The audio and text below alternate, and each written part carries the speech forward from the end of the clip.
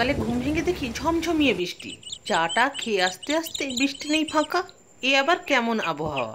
বাবা আসার সময় জোড়া বাউল এনেছিলেন। মাছটা কতটা ফ্রেশ না! একবার একটু সময় করে মাছ কেটে ধুয়ে গুছিয়ে ফ্রিজে রেখে দিলে 2-3 দিন নিশ্চিন্ত। আজ বানাবো বাউল মাছের ঝোল গ্রাম্য পদ্ধতিতে। তাই এখানে 5 পিস মাছ প্রথমে ভেজে নিলাম। মাছ ভেজে তুলে রেখে ওই তেলেই আর সামান্য তেল দিয়ে গোটা গরম মশলা, জিরা, তেজপাতা ফোড়ন দিয়ে চুনো পেঁয়াজ আর আলু একসাথেই ভেজে নিলাম। এদিকে বিট, গাজর, পেঁয়াজ, বাঁধাকপি, কারিপাতা একটু লবণ দিয়ে ভালো করে চটকে কিছুক্ষণ রেখে দিলাম। আলু আর পেঁয়াজ একসাথেই ভাজা হয়ে গেছে।